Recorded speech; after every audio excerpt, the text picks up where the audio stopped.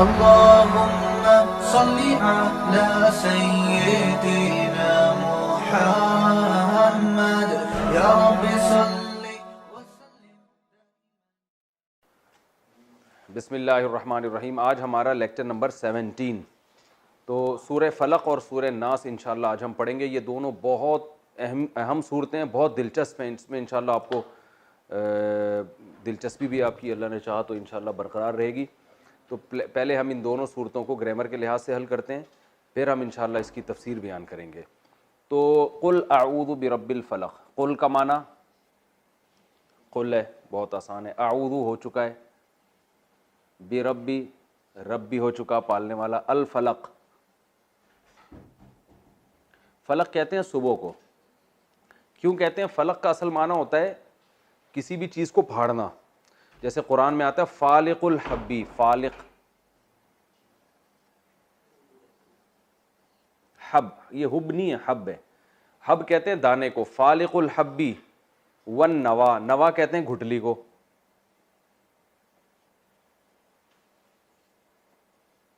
قرآن میں نا وحبا ونباتا ہے نا, دانا. یعنی اللہ تعالیٰ قرآن میں اپنے بارے میں فرماتے ہیں فالق الحبی, اللہ دانے کو پھاڑتا ہے, والنوا اور گھٹلی کو. جو گھٹلی اور دانہ پھٹتا ہے نا تو اس سے درخت نکلتا ہے. تو فالق کا معنی کیا ہو گیا؟ پھاڑنے والا. فلق پھٹن کو کہتے ہیں. تو فلق صبح کو اس لیے کہتے ہیں کہ صبح کی جو پہلی کرن ہوتی ہے نا وہ اندھیری رات کو گویا پھاڑ دیتی ہے, اندھیری رات میں ایک دراڑ پیدا کر دیتی ہے. تو یہ پوری تقریر یاد نہ بھی ہو تو فلق بس کہتے ہیں صبح کی جو کرن ہے نا, پہلی کرن جو پھوٹتی ہے اس وقت جو صبح ہوتی ہے اس کو فلق کہتے ہیں.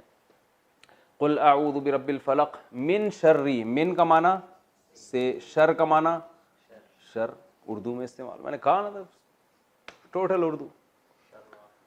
شر بھائی شرارت مت کرو, شریر آدمی ہے, شر کی باتیں, شر انگیزی, جو کچھ ہمارے معاشرے میں ہو رہا ہے زیادہ تر یہی ہو رہا ہے. یہ اس لیے یہ سمجھنا بہت آسان ہے. من شرری ما, ما کا معنی وہ چیز جو کہ بتایا تھا نا, خلقا. خلقا ضربا کی طرح. کتنا آسان ہو گیا کہ نہیں ہو گیا؟ دیکھو قرآن, یہ گرامر جو ہم نے پڑھی اور وہی الفاظ ریپیٹ ہو رہے ہیں. خلقا تخلیق سے ہے, پیدا کیا, ٹھیک ہے نا. خالق پیدا کرنے والا, مخلوق جس کو پیدا کیا گیا ہو. خلقت مخلوق کو کہتے ہیں, یار کیا خلقت تھی وہاں پہ, ٹھیک ہے نا. تو قل اعوذ برب الفلق, کہہ دیجئے اعوذ پناہ مانگتا ہوں میں, برب الفلق صبح کے رب, صبح کے رب کے ذریعے. بی کا معنی ذریعے بھی آتا ہے. کس چیز سے پناہ مانگتا ہوں؟ من شرری ما, اس چیز کے شر سے, خلقا جسے اللہ نے پیدا کیا. خلقا کا مطلب وہ اس نے پیدا کیا, مراد اللہ ہے. اس چیز کے شر سے جسے اللہ نے پیدا کیا. قل اعوذ برب الفلق من شر ما خلق. ومن, وا کا معنی اور, من کا معنی سے, شرری دوبارہ شر, اور اس چیز کے شر سے. ومن شرری غاسق, غاسق کے شر سے.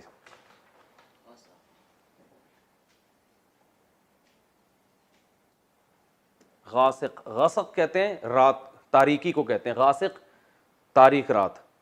تو دو تاریک ہونے والی رات ہوتی ہے نا, یہ اردو میں نہیں استعمال ہوتا. ومن شر غاسق اذا, اذا کا معنی کیا ہے؟ پہلے گزر چکا ہے یہ, وہ ہے نا ارایت, وہ کیا تھا, اذا جاء نصر اللہ والفتح. اذا کا معنی جب. وقب یہ بھی اردو میں استعمال نہیں ہوتا. اس کا معنی ہوتا ہے وقبا, ضربا کی طرح پھیلنا یا چھا جانا. ومن شر غاسق, اور رات کے شر سے, اذا جب, وقبا وہ پھیل جائے. اذا کا معنی جب, وقبا وہ پھیل جائے, جب وہ پھیل جائے. غاسق تاریک رات کو کہتے ہیں. ومن شر غاسق اذا وقب. ومن شر, واو کا معنی اور, من کا معنی سے, شر کا معنی شر. نفاثات, یہ سمجھیں کیا ہے. نفاساتی، میں نے کہا تھا قرآن لے کے بیٹھا کریں نا. وَمِن شَرِّ النَّفَّاثَاتِ، نفاسات اصل میں نفاسہ کی جمع ہے.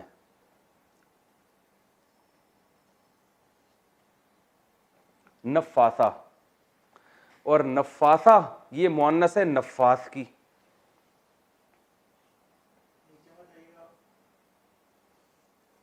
نفاس، نفاس نکلا ہے نفس سے. نفس کہتے ہیں تھوکنا. نفس کسے کہتے ہیں بھائی؟ نفس، تھوکنا. بلکہ تھوکنا نہیں، پھونک مارنا. پھونک مارنا، ایسی پھونک جس میں تھوڑی سی تھوک ہو، کچھ تھوک کے ساتھ.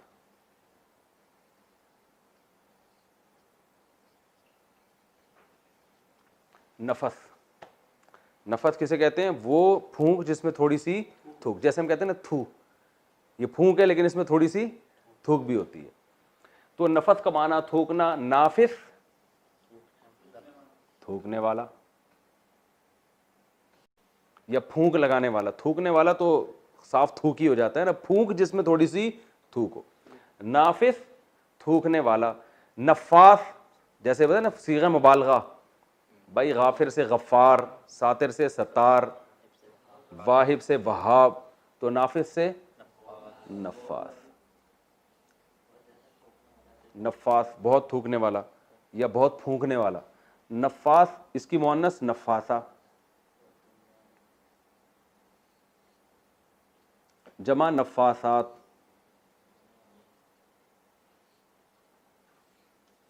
جمع کیا آتی ہے؟ نفاسات. کھڑا زبر کے ساتھ بھی لکھتے ہیں، الف کے ساتھ بھی لکھتے ہیں. تو جیسے مسلمتن کی مسلمات، قاتلتن سے قاتلات، تو نفاستن سے نفاسات. تم پھونکنے والیاں، اس کا معنی کیا ہوگا؟ پھونکنے والیاں.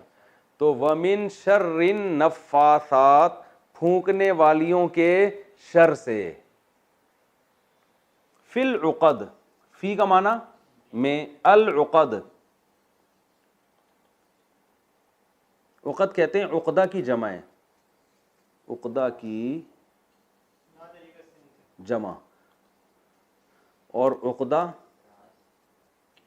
گرہ، گٹھان، گرہ. عقدہ کہتے ہیں نا بڑا عقدہ حل کر دیا ہے. حل کا معنی ہوتا ہے کھولنا، تو یعنی گرہ کھول دی ہے اس نے. عقدہ کسے کہتے ہیں؟ عقد اردو میں استعمال تو عقد ایگریمنٹ کو کہتے ہیں نا. یہ گرہ ہوتی ہے جس میں دونوں بن جاتے ہیں. بھئی عقد ہو گیا ان کے درمیان، نکاح کا عقد ہو گیا، یعنی نکاح کی گرہ میں بند ہو گئے ہیں یہ. تو عقدہ اور یہ عقد، یہ سب اسی معنی میں استعمال ہوتا ہے. اور عقیدہ، عقیدے کو بھی اس لیے کہتے ہیں کہ وہ انسان بندھا ہوا ہوتا ہے اس میں، کہ بھئی یہ ہے، اب اسی کے ارد گرد رہتا ہے انسان، اسی کو دیکھ کے زندگی گزارتا ہے. تو عاقد، عاقدین، یہ سب استعمال ہوتا ہے. تو عقدہ کسے کہتے ہیں اصل میں؟ گرہ کو. اس کی جمع کیا آتی ہے؟ عقد. ٹھیک ہے نا. تو عقد گرہوں کو کہتے ہیں، گرہوں، گٹھانے. جب رسی میں ایک گٹھان ہوگی تو عقدہ، بہت ساری گٹھانیں ہوں گی تو عقد. تو اب ترجمہ کیا ہوا قرآن میں دیکھیں آپ. وَمِن شَرِّ کہاں چلا گیا؟ وَمِن شَرِّ النَّفَّاثَاتِ، اور میں پھونکنے والیوں کے شر سے پناہ مانگتا ہوں. پھونکنے والیاں فی العقد، گرہوں میں پھونکنے والیاں. اس کا مطلب بتاؤں گا کیا ہے یہ. ٹھیک ہے. وَمِن شَرِّ حَاسِدٍ، واو کا معنی اور، من کا معنی سے، شر کا معنی شر، حاسد حسد کرنے والا، اذا جب، حسدا جب اس نے حسد کیا. اڑو بچوں ہو گیا. ٹھیک ہے نا. وَمِن شَرِّ حَاسِدٍ، اور حسد کرنے والے کے شر سے، اذا جب وہ، حسدا اس نے حسد کیا، یعنی جب وہ حسد کرے. جب اذا لگتا ہے نا تو ماضی سے وہ فیوچر میں چلا جاتا ہے. صحیح ہے نا. اردو میں بھی ایسے، جب تو آیا تو پٹے گا کہتے ہیں نا اردو میں. چونکہ اس قسم کی باتیں آج کل زیادہ ہو رہی ہیں. جب تو آیا، حالانکہ آیا تو پاس ہے، لیکن جب لگ گیا تو پھر وہ فیوچر کے. اگر یہ ہوا تو یہ بھی ہوگا. ٹھیک ہے نا. اگر اس نے کھانا کھایا تو میں بھی کھاؤں گا، حالانکہ ویسے کھانا کھایا پاس ہے نا، اور کھائے گا فیوچر ہے، لیکن ہم یوں نہیں کرتے اگر اس نے کھانا کھائے گا، یہ عجیب سی بات ہو جائے گی. تو عربی میں بھی ماضی پہ جب یہ اذا لگتا ہے تو فیوچر کے معنی میں چلا جاتا ہے. وَمِن شَرِّ حَاسِدٍ، اور حسد کرنے والے کے شر سے، اذا جب وہ حاسدہ ضربہ کی طرح جب وہ حسد کرے. آگے کیا ہے؟ وَمِن شَرِّ حاسد، حسد ختم ہو گئی. اچھا ٹھیک ہے. اچھا تو اب میں اس کا لفظی ترجمہ کرتا ہوں، پھر ہم سورہ ناس کا بھی اسی طرح پڑھیں گے، پھر دونوں کی اکٹھی تفسیر بیان کروں گا کیونکہ یہ دونوں صورتیں ایک ساتھ نازل ہوئی، ان کا مفہوم بھی ایک جیسا ہی ہے. ٹھیک ہے. اگلی صورت ہے قل اعوذ، پہلے اس کو کمپلیٹ کر دوں. قل اعوذ برب الفلق، کہہ دیجئے میں پناہ مانگتا ہوں صبح کے رب کے ذریعے، یعنی رب کے ذریعے پناہ مانگتا ہوں. کس چیز سے؟ وہ آگے آ رہا ہے. اس کو اردو میں کہتے ہیں رب کی پناہ مانگتا ہوں. قل اعوذ برب الفلق، میں صبح کے رب کے ذریعے پناہ مانگتا ہوں. من شر ما خلق، اس چیز کے شر سے جس کو اللہ نے پیدا کیا. ومن شر غاسق، اور تاریک رات کے شر سے، اذا وقب، جب وہ چھا جائے، پھیل جائے. ومن شر حاسد، ومن شر النفاثات، اور پھونکنے والیوں کے شر سے، فی العقد، گرہوں میں پھونکنے والیاں، جو پھونکتی ہیں کس میں؟ گرہوں میں، گٹھانوں میں. وَمِن شَرِّ حَاسِدٍ، اور حسد کرنے والے کے شر سے، اِذَا حَسَدَ، جب وہ حسد کرنے لگے. یہ ترجمہ ہے. اگلی صورت ہم چلتے ہیں. قل، کہہ دیجئے، اعوذ، آسان ہے، برب الناس، ناس کا معنی انسان، انسانوں کے رب کے ذریعے پناہ مانگتا ہوں. ملک الناس، ملک بادشاہ، ملک سعود کہتے ہیں نا، ملک عبداللہ، ملک، آج کل تو شارٹ فارم بنا دی وہ سعودی عرب کے بادشاہ کی. کیا کہتے ہیں؟ محمد بن سلمان، ایم ڈی، کیا کہتے ہیں؟ ایم بی ایس کہتے ہیں شاید، محمد بن سلمان، کچھ اس طرح کا انہوں نے، لوگوں نے، صحافیوں نے شارٹ بنا دیے. خیر، ملک محمد بن سلمان، ملک فہد ابن عبدالعزیز، ایسے ہوتا ہے نا. تو ملک کسے کہتے ہیں؟ بادشاہ. ملک الناس.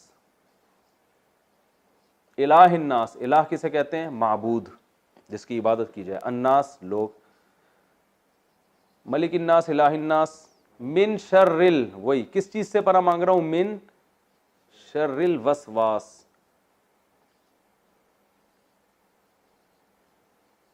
وسواس جو ہے نا، یہ بھی صفت مشبہ ہے، لیکن یہ وزن میں نے آپ کو بتایا نہیں تھا کیونکہ بہت کم استعمال ہوتا ہے. اس کا معنی ہے وسوسے ڈالنے والا. وسواس، وسوسہ اردو میں استعمال ہوتا ہے نا، تو کیا معنی ہوگا؟ وسوسے،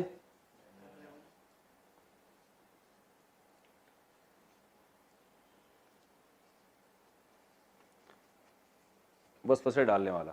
وسوسے کو ان میں یہیں کنفیوژن پیدا کرنے والا. ہر چیز میں آپ کو کیا کر دیتے ہیں؟ کنفیوز، یعنی کنفیوژن پیدا ہوتی ہے. جو بھی اس طرح کے کام کر رہے ہیں وہ کیا کہلاتے ہیں؟ بعض چیزیں یقینی ہوتی ہیں نا، وہ کوئی نہ کوئی آ کے الٹی سیدھی چیز کر کے وہ آپ کو کیا کر دے گا؟ کنفیوز کر دے گا آپ کو. جیسے آپ اچھے والے شریر پہ چل رہے تھے، کسی ایتھیسٹ سے آپ بات چیت ہوئی، اس نے بلا وجہ ایسی کچھ نہ کچھ الٹے سیدھے اشکالات کر دیا، حالانکہ آپ کو پتہ ہے کہ یہ اشکالات غلط ہیں، لیکن پھر بھی انسان کنفیوز ہو جاتا ہے. وہ اس کو عبادت میں وہ لطف اور مزہ نہیں رہتا. نام نہاد آج کل جو لوگ ہیں، جو محدثین اور مجتہدین سے آپ کو بدگمان کر دیتے ہیں، تو آپ کو پھر کسی پر اعتماد ہی نہیں رہتا. ہر چیز میں کیا پیدا ہو جاتی ہے؟ شک پیدا ہو جاتا ہے.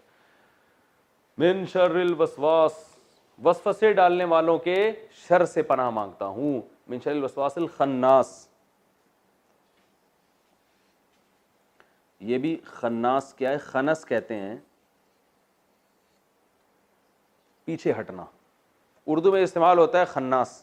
کیا دماغ میں خناس بھرا ہوا ہے تمہارے، کہتے ہیں نا، تو یہ شیطان کے لیے استعمال ہوتا ہے زیادہ تر.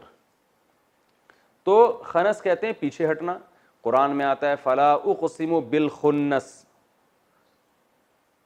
خنس جمع کا صیغہ ہے. میں قسم اٹھاتا ہوں خنس کی، یعنی ان ستاروں کی جو پیچھے ہٹ جاتے ہیں. بعض ستارے چلتے چلتے غائب ہو جاتے ہیں نا، تو اس کو پیچھے ہٹنے سے تعبیر کیا. تو خناس صیغہ مبالغہ ہے بھائی، غفار، ستار کی طرح. خناس کا معنی بہت کثرت سے پیچھے ہٹنے والا.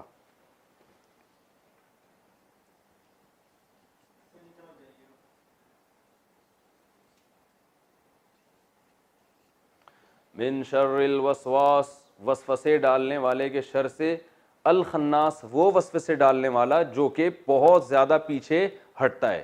یہ تفسیر میں بتاؤں گا کیا بات چل رہی ہے، کیا مفہوم ہے اس کا، جو بہت زیادہ پیچھے ہٹتا ہے. الذی یہ وہ ہے، یہ وسوسے ڈالنے والا وہ ہے، الذی وہ جو کہ یوسوسو، یوسوسو والا باب آپ نے نہیں پڑھا ہے، لیکن یہ آپ یوں سمجھ لیں یکرمو کی طرح ہے، کیونکہ یہ بہت کم استعمال ہوتا ہے، تو ایسے باب میں نے آپ لوگوں کو نہیں بتایا. میں نے کہا جب یہ آئیں گے تو ادھر ہی بتا دوں گا. تو یہ یضربو سے ملتا جلتا ہے یا نہیں ہے، بس اتنا ذہن میں رکھنا ہے. تو یوسوسو وسوسے ڈالتا ہے، وسوسہ یوسوسو، ماضی آئے گا اس کا وسوسہ، مضارع آئے گا یوسوسو، اس میں فاعل آئے گا موسوسن، اس میں مفعول آئے گا موسوسن. تو آپ کو اس کی گردان یاد کرنے کی ضرورت نہیں ہے، بس یہ یا سے اندازہ لگا لیں یوسوسو فعل مضارع ہے. الذی یہ وہ ہے، یوسوسو جو وسوسے ڈالتا ہے، فی کا معنی میں، صدور یہ صدر کی جمع ہے، کی جمع صدور، صدر کی جمع کیا آتی ہے؟ صدور. اس کی اردو میں مثال ملتی ہے نا؟ نہیں اردو میں جو جمع کے لیے قبور، قبر کی جمع قبور ہے نا، اردو میں قبور آتی ہے. بہت سی قبور تھیں وہاں پہ، ویسے تو آج کل لوگ قبریں بولتے ہیں. علوم، ویری گڈ. علم کی جمع کیا آتی ہے؟ علوم. بھائی بہت سے علوم اللہ نے ان کو عطا کی ہیں، جمع کے لیے علوم. تو صدر کہتے ہیں سینے کو. اردو میں صدوری شربت کبھی پیا ہے آپ لوگوں نے؟ صدوری سینے کے لیے ہوتا ہے نا، وہ تو وہیں سے نکالا ہے صدوری. یہ جو ہمدرد والوں کا شربت آتا ہے صدور، صدوری، یہ وہی سینے کے امراض کے لیے صدر سے نکلا ہے. تو صدر کہتے ہیں سینے کو. یہ جو ہمارا کراچی کا صدر ہے، جو کوئی مین جگہ بڑی جگہ تو ان کو بھی سینہ ہے نا، چیسٹ ہے بھائی، وہ کراچی کا مین جگہ ہے. تو صدر مملکت کو بھی شاید اسی وجہ سے صدر کہتے ہیں، واللہ عالم.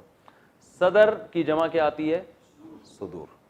کہتے ہیں نا، اچھا چھوڑو وہ. پھر الذی یوسوس فی صدور الناس، صدور الناس لوگوں کے سینوں میں، یہ وہ ہے جو وسوسے ڈالتا ہے لوگوں کے سینوں میں. من الجنہ، من کا معنی سے، جنہ جن کو بولتے ہیں، اس میں تا بھی لگا دیتے ہیں.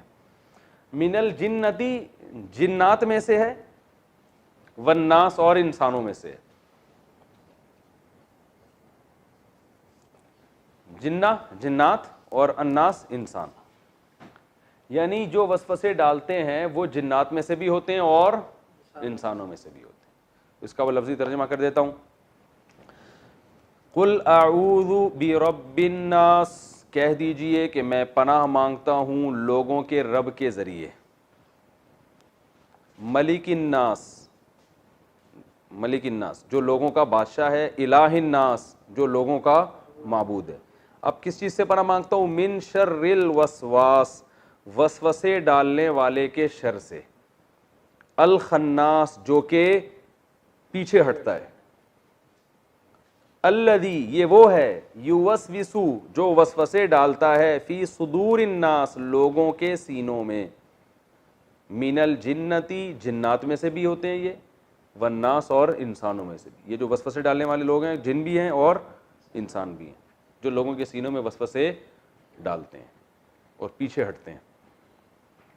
یہ تو اس کا لفظی ترجمہ ہو گیا، سمجھتے ہو؟ اب ہم چلتے ہیں اس کی تفسیر کی طرف. ان دو صورتوں کا ایک شان نزول ہے. رسول اللہ صلی اللہ علیہ وسلم کی طبیعت کچھ خراب رہنے لگی تھی. بھائی ٹائم کتنا ہے؟ 21 منٹ، بہت ٹائم ہے. نبی صلی اللہ علیہ وسلم کی طبیعت کچھ خراب رہنے لگی تھی. آپ صلی اللہ علیہ وسلم نے کچھ کام کیے ہوتے، آپ بھول جاتے کہ میں نے کیے ہیں.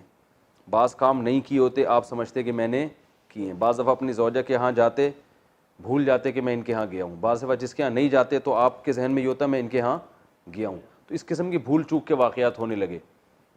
تو آپ صلی اللہ علیہ وسلم کو احساس ہوا کہ میری طبیعت ٹھیک نہیں ہے.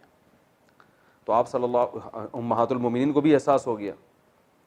تو نبی صلی اللہ علیہ وسلم نے امی عائشہ رضی اللہ تعالیٰ عنہ سے ذکر کیا کہ میں نے اللہ سے دعا مانگی تھی کہ میری اس مرض کو اللہ تعالیٰ ٹھیک کر دے.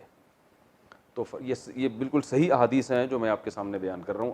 تو رسول اللہ صلی اللہ علیہ وسلم نے فرمایا امی عائشہ سے کہ میں رات کو جب لیٹا ہوں بستر پہ تو دو فرشتے انسانی شکل میں میرے قریب آ کے کھڑے ہو گئے, ایک میرے سرہانے پر اور ایک میرے پاؤں کی طرف, اور دونوں کھڑے ہو کر آپس میں بات کرنے لگے. ایک نے کہا, دوسرے فرشتے سے کہا کہ تمہیں معلوم ہے کہ محمد صلی اللہ علیہ وسلم کو کیا مرض ہے, ان کو کیا بیماری ہے؟ دوسرے نے کہا کہ ان پر جادو ہوا ہے. تو فرشتے نے پوچھا کس نے کیا جادو؟ تو انہوں نے بتایا کہ لبید ابن اسم ایک یہودی ہے, اس نے جادو کیا ہے. تو پھر ایک فرشتے نے, یہ کانورزیشن ہو رہی ہے آپس میں نا, جو انسانی شکل میں آئے تھے ان کی آپس میں بات چیت ہو رہی ہے. اس نے کہا کہ کہاں کیا ہے اور کیسے کیا جادو؟ تو انہوں نے بتایا کہ بھائی یہ جو کھجور کی چھال ہے نا, اس پہ کیا ہے, اور اس کی جو کھجور کی ایک تانت ہوتی ہے, دھاگے ہوتے ہیں, ان دھاگوں پہ گرہیں لگا کے ان گرہوں پہ جادو پڑھ کے یہ نبی صلی اللہ علیہ وسلم پہ یہ جادو کیا گیا ہے. وہ تانت ہوتی تھی جس سے وہ جو تیر کی کمانیں بنائی جاتی تھیں پہلے زمانے, بہت مضبوط ہوتی تھی وہ. تو کھجور کی چھال پہ کیا ہے اور تانت پہ گرہیں لگا کے اس پہ پڑھ کے اس میں 11 گرہیں لگائی ہیں. تو وہ 11 گرہیں لگا کے اس پہ جو ہے نا کچھ پڑھ کے جادو کیا آپ صلی اللہ علیہ وسلم پہ.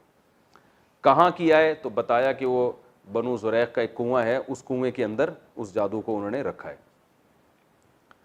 تو یہ وہ ان کی آپس کی بات چیت ہوئی اور وہ دونوں فرشتے چلے گئے. آپ صلی اللہ علیہ وسلم جب صبح اٹھے ہیں تو آپ صلی اللہ علیہ وسلم صحابہ کی ایک جماعت کو لے کر گئے, اس کنویں میں جا کے آپ نے تلاش کیا تو وہاں سے وہ اس کنویں کے اندر ایسے وہ جادو نکلا. کھجور کی چھال تھی, اس کے اندر ایک دھاگا اور گریں لگی ہوئی تھیں, جو بھی تھا حساب کتاب. تو نبی صلی اللہ علیہ وسلم نے اس کو نکال دیا اور اس کو دفن کر دیا. جب پھر اس کے بعد آپ صلی اللہ علیہ وسلم کی طبیعت ٹھیک ہو گئی تو آپ نے پورا امی عائشہ کو واقعہ سنایا اور فرمایا کہ جب میں اس کنویں پہ گیا تو اس کنویں کا پانی ایسے گدلا ہو رہا تھا جیسے مہندی کا پانی ہوتا ہے, اور اس پہ جو کھجور کے درخت تھے نا, ان کے جو پھل ایسے لگ رہے تھے جیسے سانپ کے پھن, بڑا ایک وحشتناک قسم کا منظر تھا. تو حضرت عائشہ رضی اللہ تعالیٰ عنہ فرماتی ہیں کہ یا رسول اللہ آپ نے اس کو جلا کیوں نہیں دیا؟ تو آپ نے فرمایا کہ اس سے اور زیادہ شر پھیلے گا. تو اس کی محدثین نے, شارحین نے وجہ بیان کی ہے کہ وہ اگر وہ جلاتے تو سب کو پتہ چل جاتا اور باتیں بنتی, اور ظاہر ہے برائی کا تذکرہ جتنا ہوتا ہے اس سے شر اور زیادہ پھیلتا ہے, لوگ وہ طریقہ سیکھ لیتے جادو کا. تو اس لیے آپ صلی اللہ علیہ وسلم نے اس کو کیا کر دیا؟ دفن کر دیا اس کو. تو اس کے بعد یہ دو صورتیں نازل ہوئیں, سورہ فلق اور سورہ ناس, اور ان کو پڑھنے کا نبی حضرت جبریل نے آپ صلی اللہ علیہ وسلم کو حکم دیا کہ رات کو آپ ان کی تلاوت کریں. تو نبی صلی اللہ علیہ وسلم جب یہ صورتیں نازل ہوئیں تو ان کے ساتھ قل هو اللہ احد بھی ملاتے, سورہ فلق اور سورہ ناس, یہ تینوں صورتیں آپ جب بھی رات کو آرام فرماتے تو تینوں صورتیں, اس کا سنت طریقہ کیا ہے کہ بغیر بسم اللہ کے آپ نے قل هو اللہ پڑھنی ہے, پھر سورہ فلق پڑھنی ہے, پھر سورہ ناس پڑھنی ہے. اس کے بعد آپ نے اپنے ہاتھ پہ پھونک مارنی ہے, پھر وہ جہاں جہاں آسانی سے ہاتھ چلا جائے وہاں وہ ہاتھ پھیرنا ہے, پیچھے بھی اور سامنے بھی. پھر اس کے بعد دوبارہ یہ عمل کرنا ہے, تینوں صورتیں پڑھ کے پھر تیسری دفعہ یہ عمل کرنا ہے. تو یہ طریقہ نبی صلی اللہ علیہ وسلم نے ہمیشہ اس کو اختیار کیا تاکہ جادو سے آپ صلی اللہ علیہ وسلم کی حفاظت رہے. تو آیا کہ اس جیسی صورتیں پورے قرآن میں نازل نہیں ہوئی ہیں.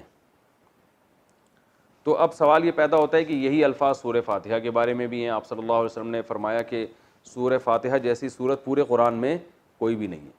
تو اس کی تشریح دوسری حدیث میں آتی ہے کہ آپ صلی اللہ علیہ وسلم نے فرمایا کہ بطور رقیہ کے, یعنی یہ جادو اور یہ جو ہے نا اس طرح کی چیزوں کے علاج کے لیے سورہ فلق اور سورہ ناس جیسی صورت پورے قرآن میں نہیں ہے. دوسری حدیث میں اس کی تشریح ہے. تو پتہ یہ چلا کہ سورہ فاتحہ جو سب سے افضل صورت ہے وہ اپنے مضامین کے لحاظ سے کہ اس میں توحید ہے, اللہ سے دعا مانگی گئی ہے, انعام یافتہ لوگوں کا راستہ مانگا گیا اور بار بار نماز میں پڑھی جاتی ہے. اور سورہ فلق اور سورہ ناس کی افضلیت اس وجہ سے ہے کہ یہ سب سے افضل ہے بطور علاج کے. تو نظر ہے, جادو ہے, اس قسم کی, یا حاسدین کا حسد ہے, جیلیسی میں لوگ آپ کو نقصان پہنچاتے ہیں نا, تو اس قسم کے نقصانات سے بچنے کے لیے سب سے بہترین صورت جو نازل کی گئی ہے وہ کون سی ہے؟ وہ سورہ فلق اور سورہ ناس ہے. تو یہ تو ان صورتوں کی فضیلت تھی اور ان کا شان نزول تھا. آگے ان کی تفسیر کیا ہے؟ اللہ تعالیٰ نے فرمایا قل اعوذ برب الفلق، اے نبی آپ کہہ دیجئے کہ میں صبح کے رب کی پناہ میں آتا ہوں۔ اللہ تعالیٰ کو ان کی صفات کا جب واسطہ دیا جاتا ہے تو پھر اللہ کی رحمت جوش میں آتی ہے اور جو مانگو وہ آپ کو عطا کیا جاتا ہے۔ یہ انسان کی فطرت ہے۔ آپ جب کسی سے قرضہ مانگنے کے لیے جاتے ہیں تو اس کی صفات کو ہائی لائٹ کرتے ہیں، یار آپ بڑے سیٹھ ہیں اور میں آپ کے پاس اس لیے آیا ہوں کہ آپ ایک تو مالدار ہیں، اللہ کا دیا آپ کے پاس بہت کچھ ہے، اور دوسری آپ کی طبیعت بھی ہمیں معلوم ہے کہ آپ جو ہے وہ کنجوس نہیں ہیں، آپ سخی ہیں۔ اس طرح کی جب صفات بیان کی جاتی ہیں انسان خوش ہوتا ہے، کہتا ہے چلو بھائی۔ تو اللہ تعالیٰ بھی یہ چاہتے ہیں کہ مجھ سے جب کوئی دعائیں مانگو تو میری صفات کو ہائی لائٹ کرو۔ پھر جس طرح کی دعا منگوائی جاتی ہے نا، اللہ تعالیٰ وہی صفات کو اپنی ہائی لائٹ کرتے ہیں کہ میری یہ والی صفت کو ابھی سامنے رکھ کر دعا مانگو تو میں تمہاری دعا قبول کروں گا۔ تو اللہ تعالیٰ نے کیا کہا کہ پہلی بات تو میری ایک صفت ہے رب کی صفت، یوں نہیں کہا قل اعوذ باللہ، عام حالات میں ہمیں حکم دیا اعوذ باللہ من الشیطان الرجیم، میں اللہ کی پناہ میں آتا ہوں شیطان سے جو مردود ہے۔ یہاں کہا گیا برب الرب، رب کہتے ہیں پالنے والا۔ تو جو بہت بڑی چیزوں سے پناہ مانگی جا رہی ہے نا، اور بہت زیادہ چیزوں سے، تو رب کہتے ہیں پالنے والا۔ جو پالنے والا ہوتا ہے نا، ایک ہوتا ہے پیدا کرنے والا اور ایک ہوتا ہے پالنے والا۔ پالنے والا کیا کرتا ہے کہ وہ آپ کے ہر چیز کا خیال کرتا ہے۔ دیکھیں آپ گھر میں کتا پالتے ہیں، بلی پالتے ہیں، تو پالنے کا مطلب یہ ہوتا ہے آپ ہر قسم کی کیئر کا انتظام آپ نے خود کرنا ہے۔ بلی بھی جو لوگ پالتے ہیں نا، تو وقت پہ اس کو کھانا دینا، پھر سردی میں جو ہے نا گرم جگہ پہ رکھنا اور گرمیوں میں انتظام کرنا۔ ماں باپ اپنی اولاد کو پالتے ہیں تو ایک ایک چیز کا خیال کرتے ہیں نا، اسے بچاتے ہیں سردی سے بھی، گرمی سے بھی، بچوں کو روڈ پہ کھلا نہیں چھوڑتے ایکسیڈنٹ سے بچانے کے لیے۔ تو اللہ تعالیٰ نے کہا کہ میری جو صفت ہے نا پالنے والا، اس صفت کو ہائی لائٹ کرو تو مجھے میری رحمت کو جوش آئے گا۔ بھائی میں تو تمہیں پالنے والا ہوں، تو آگے جن چیزوں سے تم پناہ مانگ رہے ہو میں تمہیں ان سے پناہ میں رکھوں گا، کیونکہ میرا کام کیا ہے؟ تمہیں پالنا۔ یعنی پالنا کہتے ہیں تدریجاً کسی چیز کو ترقی دینا۔ جیسے آپ بکری پالتے ہیں نا، اتنا سا بچہ لایا، کھلا کھلا کے ایسے کر دیا، اس کو کہتے ہیں پالنا۔ یعنی تدریجاً آہستہ آہستہ کسی چیز کو تنزل سے ترقی کی طرف لے کر آنا، تو اس میں بڑی کیئر کرنی پڑتی ہے۔ تو اس لیے اللہ نے یہاں اپنی صفت رب کو ہائی لائٹ کیا۔ آگے اللہ نے فرمایا قل اعوذ برب الفلق، صبح کے رب کی پناہ مانگتا ہوں۔ اور صبح بھی بالکل صبح۔ تو وجہ کیا ہے کہ اللہ نے یہ بتایا کہ رات کی تاریکی جو ہے نا، وہ انسان کے لیے نقصان دہ چیز ہے۔ دنیا میں جتنے جرائم رات کے اندھیرے میں ہوتے ہیں، رات کو آپ کہیں باہر سو، ڈر ہوتا ہے کوئی جانور نہ کاٹ لے آپ کو، اور رات کو گھروں میں حادثے ہوتے ہیں، آگ لگنے کا خطرہ ہوتا ہے۔ حدیث میں آتا ہے رات کو چراغ گل کر کے سو، بعض دفعہ چوہا کیا کرتا ہے وہ گرا دیتا ہے اور وہ آگ لگ جاتی ہے۔ تو حوادث کا خطرہ رات میں دن سے، ایکسیڈنٹ رات میں زیادہ ہوتے ہیں، صحیح طرح روشنی میں نظر نہیں آتا۔ اسی طرح جنات اور یہ جو بلائیں ہیں یہ رات میں زیادہ ہوتی ہیں، چوریاں ڈکیتیاں رات میں زیادہ ہوتی ہیں۔ روشنی بھرپور نہ ہونے کی وجہ سے رات میں جو شر کا عنصر ہے وہ دن سے زیادہ ہے۔ اور کچھ بھی نہ ہونا رات میں، رات بذات خود ایک ڈراؤنی چیز ہے۔ اگر یہ تو آج کل لائٹنگ ہے نا، اندھیرا پورے ہوتے نہیں ہیں، ورنہ گھپ اندھیرا اچھوں کو ڈرا دیتا ہے۔ گھپ اندھیرا ہونا اور آپ بیٹھے ہوئے ہوں، دیکھیں دن میں آپ قبرستان جاؤ، لوگ جاتے ہیں، یہی اندھیرے میں کبھی قبرستان جا کے دکھائیں۔ ہم نے بڑے بڑے فنٹروں کو دیکھا ہے، وہاں اندھیرے میں نا، جب گھپ اندھیرا ہو قبرستان میں اکیلے نہیں بیٹھ سکتے، بہت لوگوں نے ایک دوسرے کے ہم جو بیٹھیں گے ڈرتے ہیں، نہیں بیٹھ سکتے۔ تو رات بذات خود ایک ڈراؤنی چیز ہے۔ تو اللہ فرماتے ہیں کہ پوری دنیا پہ میں رات مسلط کرتا ہوں اور اپنی قدرت سے پھر اس رات کو ختم کر دیتا ہوں۔ تو جو رب اتنے بڑے شر اور اتنے پھیلے ہوئے شر سے لوگوں کو بچا کے صبح کی روشنی میں لا سکتا ہے، تو وہ باقی شروں سے تمہیں کیوں نہیں بچا سکتا؟ یہ قرآن کی بلاغت ہے۔ تو اللہ نے کہا قل، اے نبی آپ ان سے کہہ دیجئے اعوذ، اے اللہ میں پناہ مانگتا ہوں، پناہ میں آتا ہوں، برب الفلق، اس رب کی پناہ میں جو صبح کا خالق ہے، صبح کو پیدا کرنے والا، جو کیسے گھپ اندھیروں میں ایک دم صبح کی کرنیں پھوڑ دیتا ہے، کیسی صبح کی روشنیاں اجالش، کتنا اچھا لگتا ہے۔ آج کل تو لوگ صبح پڑے ہوئے سو رہے ہوتے ہیں، لیکن حقیقت میں ہے کہ آپ گاؤں دیہاتوں میں جا کے وقت گزاریں، رات کا اندھیرا جب ختم ہوتا ہے نا، صبح کی کرنیں پھوٹتی ہیں، بڑا خوبصورت منظر ہوتا ہے، سارے چرند پرند نکلتے ہیں، انسان بھی نکلتے ہیں، وحشت ختم ہو جاتی ہے۔ تو اس رب کی پناہ مانگی گئی ہے، کس چیز سے؟ من شر ما خلق، ہر اس چیز کے شر سے جس کو اللہ نے پیدا کیا۔ تو آگے اس سورہ فلق میں 3 چیزوں سے پناہ مانگی جا رہی ہے اور سورہ ناس میں ایک چیز سے پناہ مانگی جا رہی ہے. تو بطور توحید کے پہلے اللہ نے ایک عمومی کہ تفصیل تو بعد میں، اس کو کہتے ہیں تخصیص بعد تعمیم. یہ گاڑے الفاظ ہیں، میں زیادہ نہ پڑھیں آپ، پھر وہ لوگ بھاگ جاتے ہیں کہ یار یہ پتہ نہیں کیا گاڑا پن شروع کر دیا صاحب نے. تو من شر ما خلق، شروع میں تو عمومی پناہ مانگی گئی ہے. ہر وہ چیز جو اللہ نے پیدا کی ہے، ساری کائنات میں کوئی بھی نقصان پہنچانے والی چیز ہے نا، تو جنرلی سب سے پہلے اللہ سے کہا گیا ہے کہ اللہ ان تمام ہر چیز کے شر سے مجھے کیا کرنا ہے، تو نے اپنی پناہ میں رکھ، مجھے اپنی حفاظت میں لے کے ہر وہ چیز جو تو نے پیدا کی اور اس میں شر کا عنصر ہے، اس سے مجھے کیا کر لے، بچا لے. پھر آگے کچھ چیزیں ایسی ہیں جن میں شر زیادہ ہے اور ان کا شر عام طور پہ نظر نہیں آتا. دیکھو شیر ایک ایسی چیز ہے جس کا شر نظر آ جائے گا، اس میں پہلے سے لوگ احتیاط کرتے ہیں، اس میں پناہ مانگنے کی ضرورت نہیں ہے. جنگل میں جب آپ جاؤ گے نا تو پہلے سے شیر کا ہے. میں تنزانیہ کے جنگلات میں گیا، وہاں شیر بہت ہیں، تو پہلے ہی سے ایسی گاڑی لی گئی، ٹھیک ہے نا، جس میں پنچر ہونے کا امکان نہ ہو. پتہ چلا وہاں پنچر ہو گئی، ہوا ڈال رہے ہیں اور شیر آپ کی ہوا وہاں سے نکال رہا ہے. حقیقت ٹائر میں جتنی دیر میں ہوا ڈلے گی اتنی دیر میں آپ کی اپنی ہوا نکل. وہ واقعی وہاں شیر دائیں بائیں گھوم رہے تھے، ہم نے خود دیکھا گاڑی میں بیٹھے ہوئے شیر گھوم رہے ہیں. وہاں پیشاب کرنے کی اجازت نہیں تھی گاڑی سے نکل کے، تو میں نے 3 گھنٹے اپنا پیشاب روک کے رکھا ہے. انہوں نے کہا تھا سب پہلے سے پیشاب سے فارغ ہو کے جائیں، کیونکہ وہاں اجازت نہیں ہے آپ نیچے اتر جائیں. کوئی بھی شیر حملہ کر دے، چیتا حملہ کر دے، وہ پتہ نہیں کیا کیا جانور گھوم رہے ہیں وہاں پہ. تو وہ لکھا ہوا تھا نا کسی نے کہ آپ ٹرین پہ، گاؤں دیہاتوں میں لوگ ٹرین پہ بیٹھ کے قضائے حاجت کر رہے ہوتے ہیں نا بچے، تو کسی نے بورڈ لگا دیا آپ ٹرین پہ بیٹھ کے اپنی تشریف کو مت دھوئیں، کسی دن تشریف سے ہاتھ دھونے پڑ جائیں گے. ہاتھ سے تشریف مت دھوئیں ورنہ تشریف سے ہاتھ دھونے پڑ جائیں گے، یہ الفاظ تھے. تو آپ یہ شیر ہو گیا، آتی ہو گیا، یہ جو شر کی چیزیں ہیں نا، یہ تو سب پہلے سے کیا کرتے ہیں، ان سے حفاظت کا انتظام کرتے ہیں، پہلے سے پتہ ہوتا ہے. تو ان کے لیے پناہ نہیں مانگی جاتی، بھائی پہلے سے پتہ ہے یار یہ چیز شر والی ہے، یہ نقصان پہنچانے. کچھ چیزیں ایسی ہیں جن کے شر کا پتہ چلتا نہیں اور وہ آپ کی جڑیں کاٹ رہی ہوتی ہیں وہ چیزیں، تو وہاں ان چیزوں کو یہاں پر ہائی لائٹ کیا گیا ہے. تو اللہ نے فرمایا کہ پہلے تو عمومی پناہ مانگو، ہر وہ چیز جو اللہ نے پیدا کی اور اس میں شر ہے تو اللہ ہم اس سے تیری پناہ مانگتے ہیں. من شر ما خلق. اب آگے وہ ان خاص چیزوں کو ہائی لائٹ کیا جا رہا ہے، نمایاں کیا جا رہا ہے. ومن شر غاسق اذا وقب. پہلا رات کی تاریکی کے شر سے جب وہ پھیل جائے، کیونکہ زیادہ تر جرائم رات میں ہوتے ہیں.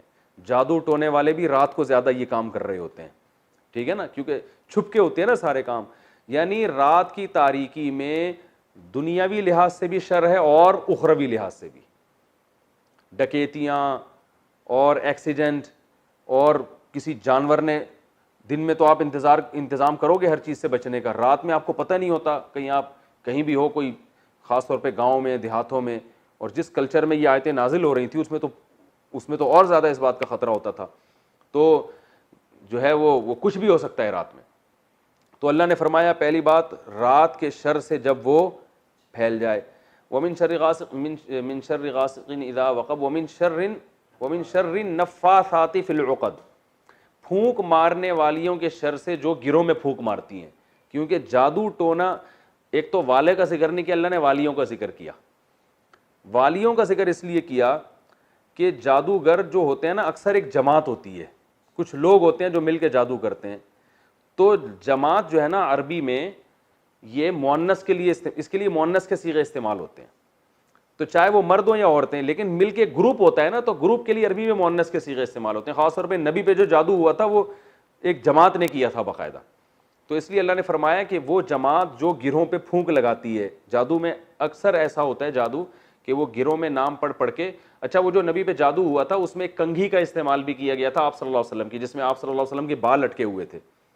تو وہ پھر کیا گرے لگا کے اس میں کیا کرتے ہیں، کچھ دم جو بھی ان کا ہوتا ہے، انتر پنتر کلی کلنتر جو بھی ان کا. ہم تو بچپن میں جب کسی کو ڈرانا ہوتا ہم کرتے انتر منتر کلی کلنتر ہو جا منتر چھو. ایسے ہم نے یاد کیے ہوئے تھے، اٹھے جاتا پتہ نہیں کیا ہے، حالانکہ ہمیں خود نہیں پتا ہوتا تھا کہ اس کا مطلب کیا ہے. تو ابھی تک ہم پڑھتے ہیں انتر منتر کلی کلنتر ہو جا منتر چھو. تو وہ کچھ بھی گھوڑے بلے ان کے جو بھی ہوتے ہیں جادوگروں کے پڑھ رہے ہوتے ہیں بیٹھ کے. تو اللہ نے فرماتے ہیں اچھا. اور بعض نے کہا کہ نفاثات سے مراد واقعی عورتیں ہیں، کیونکہ خواتین میں یہ جادو ٹونے کا ریشو مردوں سے زیادہ ہے. تو جو مخلوق زیادہ جادو کرتی ہے تو اللہ نے اس کو بتایا تاکہ بچ کے رہو. ساسیں بہوؤں پہ، بہویں ساسوں پہ، پڑوسیوں پہ، یہ ہو رہا ہوتا ہے مارکیٹ میں. میں ابھی جادو کا بتاؤں گا، اتنا گھبرائیں نہیں کہ اچھا آپ کہیں گے اچھا اب خواتین جو درس سن رہی ہیں اچھا میں بھی کہوں میں کچھ بھول کیوں رہی ہوں آج کل بہت ساری چیزیں. خواتین سوچیں، بہو سوچے گی مجھے بھی، میں بھی کہوں میں اتنے کچھ بھول کیوں رہی ہوں. اس کا مطلب ہے ساس نے اس دن میری کنگھی لے کر گئی تھی صاف کرنے کے بہانے اور پھر وہ کچھ گریں لگائی ہوں گی اور پڑھ پڑھ کے پھونکا ہوگا. اب کنواں تلاش کر رہی ہوں گی جا کے درس کے فوراً بعد. تو اتنا گھبرانے کی ضرورت نہیں ہے. میں جادو کی حقیقت انشاءاللہ بتاؤں گا کہ کیا ہوتی ہے وہ، تو اتنا ٹینشن لینے کا نہیں ہے. تو اللہ نے فرمایا وَمِن شَرِّ النَّفَّاثَاتِ فِي الْعُقَدِ، پھونک مارنے والیوں کے شر سے جو گرہوں میں پھونک مارتی ہیں. وَمِن شَرِّ حَاسِدٍ، اور حسد کرنے والوں کے شر سے بھی، اذا حسد، جب وہ حسد کرنے لگیں. تو تین چیزوں سے پناہ مانگی گئی ہے. ایک تو عمومی ہے من شر ما خلق، یہ تو تمہید ہے ہر مخلوق سے جس میں بھی شر ہو. ومن شر ما خلق ومن شر غاسق اذا وقب، تاریک رات کے شر سے اور جادوگروں کے شر سے جو اس طرح سے جادو کر رہے ہوتے ہیں. اور تیسری چیز سے پناہ مانگی گئی ہے وہ کیا ہے؟ حسد کرنے والوں کے شر سے. ہو گیا بھائی؟ کتنا ٹائم باقی ہے؟ 4 منٹ رہتے ہیں. اصل میں یہ دونوں صورتیں آپس میں کنیکٹ ہیں نا، اور پھر ان میں کیا علمی نکات ہیں. تو چلے میں اگلی صورت کا بھی بتا دیتا ہوں. اگلی صورت میں کیا، اس میں جو علمی نکات ہیں کہ ان میں 3 سے کیوں پناہ مانگی گئی، ان میں 1 سے کیوں پناہ مانگی گئی، اور یہ اس کا شر ہوتا کیسے ہے، یہ ساری تفصیل پھر میں اگلے لیکچر میں بتاؤں گا. ابھی میں صرف 3 منٹ ہے نا بس، یہ ہو جائے گا کمپلیٹ. اگلی صورت میں پناہ مانگی گئی ہے قل اعوذ برب الناس، میں لوگوں کے رب کے ذریعے پناہ مانگتا ہوں. ملک الناس، جو لوگوں کا بادشاہ بھی ہے. الہ الناس، لوگوں کا معبود بھی ہے. تو پہلے تو صرف رب کی بات تھی، اب تو اللہ کو اور صفات کا واسطہ دیا جا رہا ہے. اللہ تو ہمارا رب بھی ہے، تو بادشاہ بھی ہے، اور تو وہ ذات ہے جس کی ہم عبادت کرتے ہیں، یعنی قابل عبادت بھی تو ہی ہے. ہر بادشاہ تو قابل عبادت نہیں ہوتا نا. ملک الناس الہ الناس من شر الوسواس، صرف ایک چیز سے پناہ مانگی گئی ہے صورت میں. پچھلی صورت میں 3 چیزوں سے اور اس صورت میں ایک چیز سے پناہ مانگی. وہ کیا ہے؟ وسوسے کرنے والوں کے شر سے، جو وسوسے کر کے پیچھے ہٹ جاتے ہیں. پیچھے کیوں ہٹتے ہیں؟ کہ جو بھی وسوسے والا ہوتا ہے نا وہ تھوڑا سا کام کرے گا اور پھر پتلی گلی سے نکل جائے گا.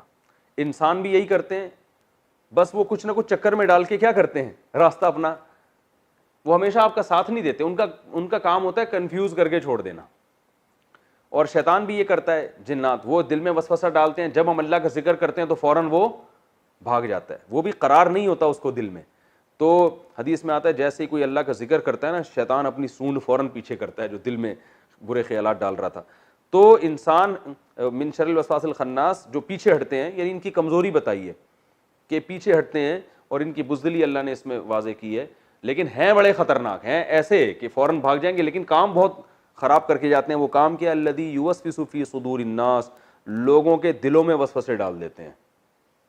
اور ظاہر ہے جب انسان کے دل میں وسوسے آتے ہیں تو وہ کسی بھی ایک ہدف کی طرف پھر دل جمعی کے ساتھ نہیں چلتا. آپ کو ایک منزل ہے نا، آپ نے وہاں جانا ہے، آپ کے دل میں وسوسہ ڈال دیا کہ یہ پتہ نہیں میری گاڑی اس ٹریک پہ وہ منزل تک یہ راستہ وہاں جاتا بھی ہے کہ نہیں جاتا، تو آپ کی گاڑی میں پھر وہ اسپیڈ رہے گی نا. آپ کو ڈر لگا رہے گا پتہ نہیں میں منزل سے اور دور تو نہیں ہو رہا کہیں. تو جوش جذبہ ختم ہو جائے گا. ان لوگوں کی زندگی میں طاقت اور جان ختم ہو جاتی ہے. تو من شر الوسواس الخناس الذی یوسوس فی صدور الناس، جو لوگوں کے دلوں میں وسوسے ڈالتے ہیں. من الجنۃ والناس، یہ جنات میں سے بھی ہیں اور انسانوں میں. جنات شیطان ہوتے ہیں، یعنی شیطان بھی یہ کام کرتا ہے اور انسان بھی یہ کام کرتے ہیں. یہ دونوں بہت اہم صورتیں ہیں، اس لیے اگلے درس میں پھر انشاءاللہ ان کی مزید تفصیل بیان کروں گا. اور یہ بہت اہم صورتیں ہیں، اس کو ہماری جو پریکٹیکل لائف کے لیے نا، اس کو کامیاب کرنے کے لیے ہمیں اس میں بہت بہترین اسباق ملتے ہیں. اللہ تعالیٰ سمجھنے کی، عمل کرنے کی توفیق عطا فرمائے.